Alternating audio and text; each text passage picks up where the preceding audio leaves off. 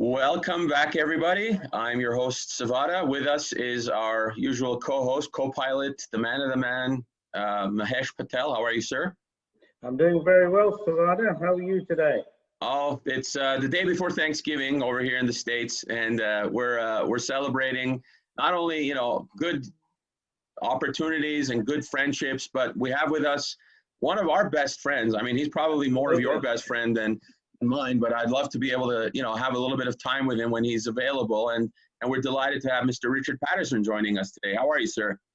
I'm fantastic. Slangy Bar all the way from Bonnie, Scotland. It's a bit dark out there, but the spirits are high, put it that way. Slangy Bar, my Slangy good friend. Bar, Thank you so much, Richard, for joining us today. We really appreciate you're a busy man. And now you're moving on to some new interesting things as you start winding down with White Mackay, but you still will be with White Mackay representing Dalmore. Is that correct? I certainly will be stepping down, but I'll still be handling, the Dalmore. I'll still be very much part of that 100 days a year. So I'm very much committed. I won't be losing the passion that I had for it for the last 50 years, but I'm going to be looking at other, ventures. The Wolf Craig Distillery, just opposite Stirling Castle. It's going to take a number of years. So that's why I can still concentrate on the Dalmore. Great, very good, very good. So yeah, we're still going to be seeing, and I think hopefully Richard will be joining us on a number of these episodes as we start bringing stuff out, specifically with Dalmore and maybe some other surprises as we go down the road. But yeah, we're about to celebrate one of America's great holidays, Thanksgiving. So we shall be raising a number of Dalmores today through to a good weekend and having a fun time with it. But we'll think about you, Richard, while we're doing that. Hopefully you and Scott have one tomorrow night with us in Scotland as well. Yes. Okay, so one of the things I wanted to talk a little bit with Richard about today was that, there's some amazing drams that have come out recently, which is one of them is the 35-year-old Dalmore. There's a 40-year-old and a 45-year-old. But I want you, Richard, to tell us a little bit more in depth about the 35-year-old because it's an exceptional dram. Has also won some amazing awards recently. So let me hand it over to you. And okay. Well, thanks, Mahesh. As you have said quite rightly, the 35, 40, 45, to my mind, are the real diamonds of Dalmore because just recently, the 35-year-old, although it's gone on to win a gold medal, then a trophy, it was named the supreme champion of all spirits, not just whiskey, Scotch whiskey, but American whiskey, bourbon, cognac, you name it, that kind of spirit, even vodka and gin as well. So to be named supreme champion is a real accolade of great pleasure to me personally. But I'm not really surprised because 35 years old, yes, started its life in American white oak, gave it that, nurtured it, looked after Mother Nature. And then for 6 years, it was matured in a port, vintage port, 1970 from Graham's Port, a great house in, of course, Oporto, goes back to 1820. They're celebrating their 500 years, 200 years, should I say, at the present moment. But this gave an added dimension. You've always had that DNA of chocolate orange coming through in the Dalmore, but to take it to the next level of luxury, that plum note, the Morello cherries came in and just gave it that edge around about the 40%. So this is 1979, a real jewel, as I say, a real diamond. But please, as I've said to Savara already, you must sip and savor. This is not for hurry.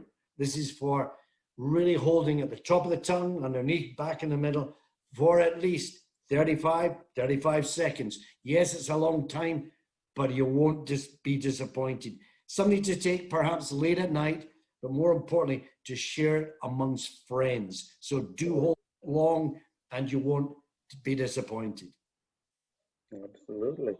Well, congratulations on that award and to be voted the best spirit, not just Scotch or whiskey or other categories. That's an amazing accolade for the brand. And also, it's a great legacy to you because I'm sure if it's a 35-year-old, you were around in the production of this baby, right? It was, but because when we look at Dalmore and we look at these ages from 25, 35, 40, 45, this is a single malt that I love to really curate and to nurture at these particular ages. When you look at these ages, think of your grandmother, your grandfather, what do you give them? Total and utter respect. You don't push them around. You remember them for what they did for you personally over the years.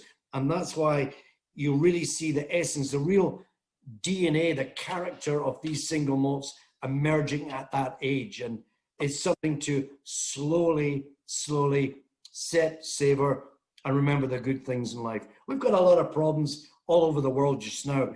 When you can relax with good friends that you love and sipping and savoring these notes, things are different. Absolutely. A good whiskey always solves a lot of problems with good friends, of course. And that's the key thing. It's, you know, you spend so much, and this is something that I tell a lot of people, that, you know, when something of this age spends so much time and it's been nurtured by so many people to get it to where it is, it's not something that you just throw in and just chug it away and use it as a brag factor because of the age. It's about appreciating with the right people, the right country, and right people to, you know, bring this together with. And it really is, like I said, has to be respected, just like the people, older people that you would respect in life. So, I mean, Thanksgiving is a time to remember that, you know, from years gone by, and that's why you quite rightly said you need this kind of whiskey, this kind of aged whiskey, to really make it a memorable occasion. Right, absolutely. And right now, I think we need to get some supplies into the California and elsewhere, but there is, all of them are here, so we shall have it available for everyone soon. Yeah, absolutely. Great. I think our whole, you know, approach to providing these talks is to let people know not only that there's a little bit of history behind these brands, there's a little bit of you know, personality that goes with it, and all the names and the people that we are, you know, having the opportunities to kind of interact with through this Whiskey Live Talks. But more importantly, that they are available to purchase, and you can visit findrarewhiskey.com. And we've got a growing network of retailers that we're bringing on, and, you know, the opportunity to buy is always there. So we're excited just to, you know, have the product available to share with everybody that is looking to buy. And, you know, that's what our job is. And that's certainly, we're delighted to hear that, you know, we can experience the 30, the 35, and the 40. But let's not forget the smaller ranges. Those are always available too, right? You know, you got your King Alexanders, you got your 12, the 15, the 18, the cigar malt. So a little plug for the younger guys, but, you know, you got to pay respect and homage to the older ones when you can, right? Actually, I'm so pleased that you said that, because you're absolutely right. Make no mistake, as far as I'm concerned, yes, I give care and attention because these are sort of limited editions. You've got to be, you know, nurturing them very slowly. But the same passion I have for these aged babies is the same that I have for the 12, 15, 18, and especially the cigar malt, and especially the King Alexander. They really got to be given the same kind of degree of meticulous care, and it demands meticulous care. So don't just think of the expensive ones, think of ones that are underneath that, because they're all of very, very high quality. Absolutely. And I know when we've talked in the past, Richard, you and I, and we've always said that the King Ali and the cigar malts are two of your favorites, particularly the King Ali. Why don't you tell us a little bit about that as well? Because I think a lot of people, there it is.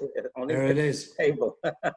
Yeah, because this is the King Alexander, the only single malt in the world with 6 different finishes. This is done separately in port, Madeira, Marsala, Cabernet Sauvignon, small batch bourbon, and Matusalem sherry. 6 separate assemblages, but it reminds us of The Fury of the Stag, the legendary painting by your wonderful American artist, Benjamin West, who his mother, if you don't remember, he did a drawing of his sister, Sally, her name was, and he gave it to his mother, and she immediately recognized from an 8-year-old boy that was his sister, and she kissed her son, and from that famous saying, "One kiss from her mother made me a painter," and that's what he did. Ashamed of Peace hung in the White House from 1800 when John Adams, your second president, arrived. There it was, that wonderful painting. Well, he did the painting, The Fury of the Stag, in 1786, and that shows you King Alexander lying on the ground with the stag just about to rip him apart when Colin Fitzgerald, chieftain of the Clan Mackenzie, saves the king. He kills the stag, saves the king, and from that, all Mackenzies can use this emblem. So when Andrew Mackenzie arrives, starts distilling in 1868, he uses that emblem, which you see today. So that's why we've got this huge name, the King Alexander III, because we still recognize that wonderful event that put the mark of the stag and the Mackenzie clan. But more importantly, it made it a very unique whiskey. And at 40%, it really does reward the palate. And you've said to me on many occasions, Mahesh, what's the one we always drink with when we're together? Yes, 15, 25 as well, 21s. But the King Alexander always comes out at top. I think so, and that's a whiskey I enjoy a lot. And I think you really have to. Again, with that one, you also got to give it a little time. You got to. I think all these whiskeys, you got to really respect them and enjoy them well.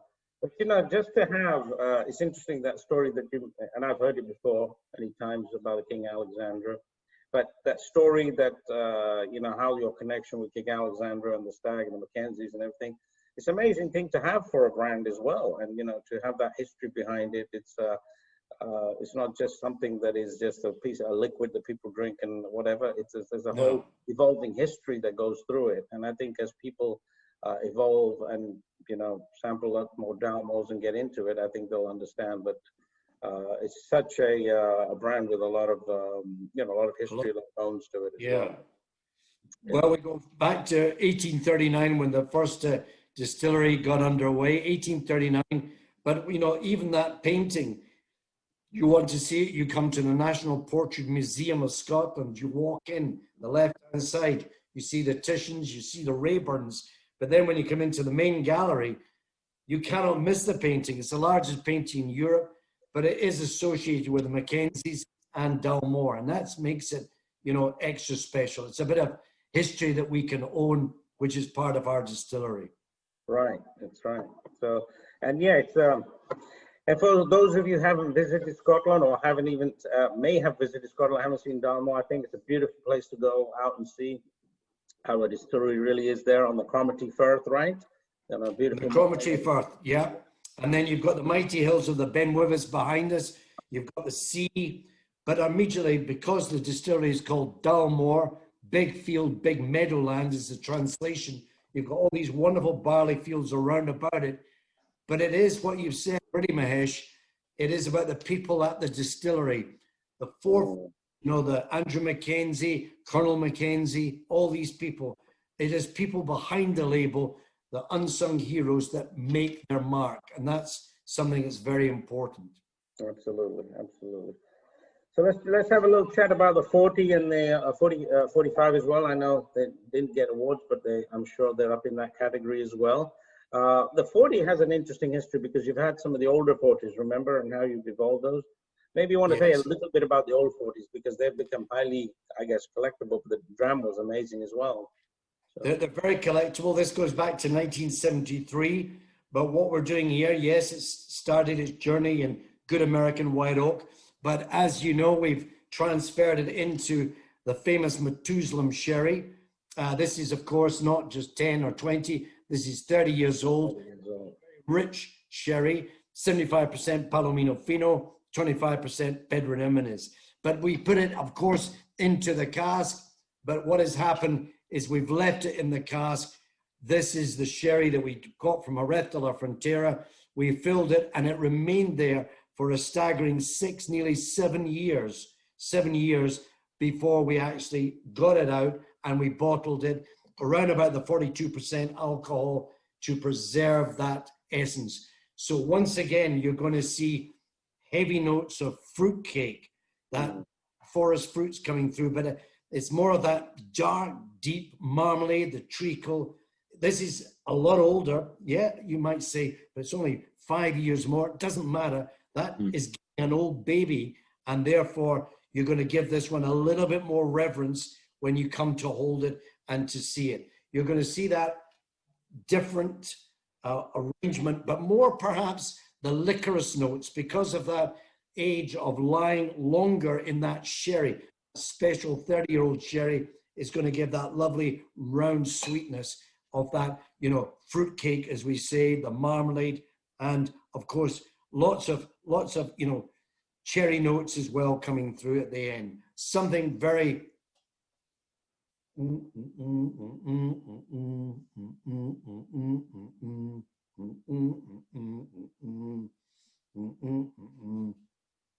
something very, very different, something you're going to see as it really flows over the palate, and you get that wonderful aftertaste. Forget about your Chateau Lafite Latour, Margaux 1961, you know, what have you. This is something that will really remain there in a really dominant, wonderful way. Excellent. So looking forward to trying that new one. Haven't quite tried that one yet. So hopefully we'll get a bottle soon on that one as well. And anything, I know the way you explained it, the sherry in there is quite unique, right? So that Methuselah is a 30-year-old sherry the casks are basically. This comes from Jerez de la Frontera, from the Gonzalez Baez Bodegas. This is made, and once again, I must emphasize, this is exclusive to the Dalmore. This particular weighty sherry, 127 grams of sugar. It's a very weighted sherry that comes in. It comes in the cask. We normally leave 5 litres in that cask. When it arrives in Scotland, we empty it out, and then we fill it with that aged Dalmore, and we leave it, as I say, for all that length of time, seven long years. So it's going to take these very rich notes, and very rare nuances are going to come through towards the end. Very nice, excellent. So, Savada, do you have any questions on that? I know you're still learning a little bit on some of these aged whiskeys, so ask the master here while we've got him. Yeah, absolutely. I think the aging process always fascinates me, because I think, is there a real science to learning what you're going into it with, or is it more like, let's try to experiment and see if this is going to work out to our advantage 5 years or 7 years from now? Because I don't know if it always does pan out the way you expect it to, right? So how much of that selection process and how much of that is sort of premeditated, and how much of it is sort of like luck and happenstance? It's actually premeditated. We have an idea. Yes, science is important. We work hand in hand, but at the end of the day, you're looking for these particular notes. When we go up in November, that's the time that we normally look to see the casks, how they're maturing, how they're behaving, and that's when we're looking for a particular style. It can't be too heavy. Remember, if you'd been in a cask for 45 years or 40 years, you might, or even in prison for that length of time, become a little bit affected by your surroundings. So you must make sure that it's not becoming too old or flabby. It must be still vibrant. A lot of people, remember, Savada, a lot of people even to this day come up to me and say, oh, but I bought a 12-year-old whiskey. And people say to me, after 12 years, it goes downhill because everything was marketed at 12. That's strictly not true. What we need to do is to give it vigor, to give it a new life. And the new life is the cask. The cask king, if you get the right cask, like a person who buys a new suit or a lady who buys a new dress, how do they feel? With new diamonds and everything, they feel invigorated. And that's what happens in the same way to my whiskey. It comes up, it gives that extra level of luxury, but you've got to give it time. But you cannot hurry this. This is a very slow business when it comes to these aged products. So to say, oh, do you leave it in a cask for sherry or wine for a year or 2 years? No. It has to be 5, 6, 7, maybe 8, maybe even 9 years to get these nuances that you're looking for. Yeah, that's a very interesting point you bring up, because people don't understand that, to be honest with you. And that's, how you can actually make the whiskey even by changing casks, basically changing out the clothing, right? And giving it more vigor and vibrant, and bring it back to life again, and adding more vibrancy to the whiskey. I think that's because as you've said, when we go into the warehouse, we will use these terminologies. When I look and say, how is it, Richard? This one's sleeping. This one needs a new dress. This one needs a new suit. Oh, wait a minute. This is just right. We need to put that into another part of the warehouse. We need to leave it. It's only got another 6 months because it's giving me these notes that I'm looking for. Create that as final assemblage. Now that also, you brought up a point, you go up every November. Is there, and this is something just for me and others as well, is there a specific time of the year that you go and check casks that is an ideal time to check casks, or you just do it? November is a time when, what's happening in November? The trees, the autumn is here, the leaves are falling off, and the whiskies are going to go to sleep because it's cold winter months. But before they sleep, they're just going to show you that extra degree, some of the nuances we're looking for. So that's where we go to say, okay, in the springtime, get that transfer. Let's put it into new wood. Let's give it a new pair, a new location in the warehouse. But then I take that sample. Please remember the whiskey in October, November is getting cold. So I make a decision there. No, I take it back to the sample room in Glasgow. I leave it out and I go back to it 24 hours, 48 hours, 56 hours, and let it come up to a chambray, like chambring the wine, you chambray the whiskey. So it'll expose these particular notes and tell you everything you need to know about its character. See, there is case in point only. It's not just about switching on a machine and pouring this into a bottle. This is this is an art. This is a true art, and you really have to appreciate for what it is, and what goes in a bottle is just so to have a 35-year-old is just like having celebrating all these people who are touching it constantly. Yeah, Richard, how much of this do we lose throughout the years to angel share and to other things like that? Well, you lose 5% the first year. Even if you take 10 years, 5% the first year, then that's 9, that's 18. So you could lose as much as 22, 23%, even for, a 10-year-old whiskey. So you can imagine we need many of these old casks to make up that kind of volume of around about 250 bottles or 400 bottles. That's why, any loss, every time, remember, people don't say, when I go into the warehouse and see how my cask is getting on, wait a minute, what are you going in there for, Richard? To sample the cask. And I know immediately, every time I open that cask, 25, 40, 45, you're hitting it on the bung, you're opening the bung, you're getting extracting, you're actually vibrating the staves, and therefore by looking on a regular basis, you could be losing even more whiskey. So we ought to be sensitive. We don't want to move it as much as we can. We need to take meticulous care so we don't lose very much. We must lose it, yes, naturally, but be very careful how you treat it. Mm.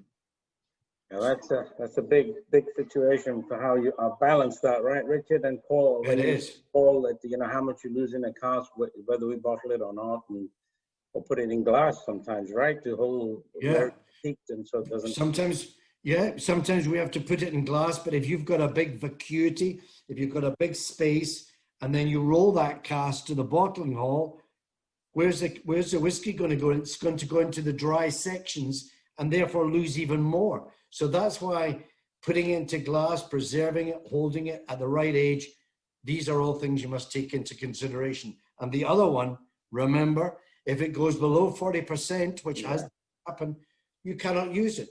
What are you talking about, Richard? It's 40 years old. Yes, but it's lost 40, it's below 40%. It's not Scotch whiskey anymore. Oh my goodness. Mm-hmm. So yeah, that is one of the biggest worrying factors for holding aged whiskeys, right? To just age correct. And because you lose that 40%, then that's it. It's not whiskey anymore. It's spirit. I've had a few empty casks in my time. I thought it was well, I'm afraid you didn't, because you got to keep on a regular check just to see. That's why when I started in the industry all these years ago, 55 years ago, we used to tap the casks. Used to go around tapping them, every single cask, waiting for the sound to see, oh, wait a minute, doing, there's a big evaporation here. What's wrong? And you suddenly see the whiskey's been crying on the outside of the stick, Yes. all that. That's the distiller's nightmare, and well, actually the warehouseman's nightmare, right? The guy who's a custodian. Cool, cool. So let's touch on that 45 a little bit. Tell us a bit about that one as well. 45 now is becoming really exceptionally rare. This is the 19th of May, 1972. This is coming in at 40%. And this is, you know, really natural strength, natural color, just on that 40. And this is, in fact, yes, it was done first in American white oak, but then what we transferred it into, once again, Graham's Port, vintage port. But it wasn't just one vintage. We took the 1961, but more importantly, the 1963. 1963, to this day, like the 1955 vintage port, is still considered one of the vintages of the century. And therefore, this big boldness, you can still buy the vintage port 63 on the market, quite expensive, but it's still holding its own. And therefore, to give that extra level, we've put it into these casks. Remained there for around about 5 years. 5 years in these vintages. 5 years, it was the exact time, and then we did the assemblage. But more importantly, for this particular one, these black Morello cherries, the Victorian plum notes is very much going to come through. And you get that lovely degree of natural sweetness coming through. We don't say sweetness, we say roundness, finesse, elegance, all these kind of words. But this is one, please, this must be shared with your friends. Perhaps not the mother-in-law, but something that should be savored for the right moment. And I quickly say the right moment, don't leave it too long because life's too short. Absolutely. You should be enjoying everything you have and for the moment, and you know, the right people around, share it, crack it, enjoy it. Yeah. So, but you never call a whiskey, because Savada, if you do this, you'll be shot by Richard, by the way. Oh yeah, I noticed. Sit like this. Don't ever say smooth. Right, Richard? Yeah. Smooth is just a on that one statement. So, which we've done before, Mahesh. We've done it, yeah. Take it with a little coffee, then the whiskey, then, you know, perhaps some black chocolate. And then, you know, if you get these combinations of really that black chocolate towards the end, 72% cocoa fat. I know we've shared this on many occasions. Yeah, we have. Mm-hmm. A great coffee, no milk, no sugar, no nothing, just great black coffee, Jamaica coffee or Rwanda or even Nicaraguan coffee and Colombian coffee as well. Mm. That great roasted coffee with that kind of whiskey like this, and perhaps a Partagas or a Cohiba Bahiki 56. Fantastic. That's the life. You see, Richard is not just also the whiskey maker. He knows, he's a connoisseur of all these amazing things. So we have to sit down with Richard and crack open the 45. But in your honor today, as you can see, the little one that I had, I didn't have the 35 or 40 handy. I cracked open that Constellation bottle. So we have a nice unbelievable 69 going on.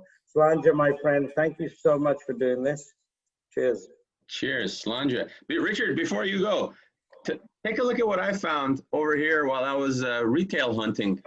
Oh yeah, that's a baby. That's a good one, and it's a sad one because yes, you'll see the lovely bell-shaped bottle, and yes, that was, but it was not sold at the right price. Yes, it's hard to say way back when we had certain marketing initiatives, but it is, and at that time.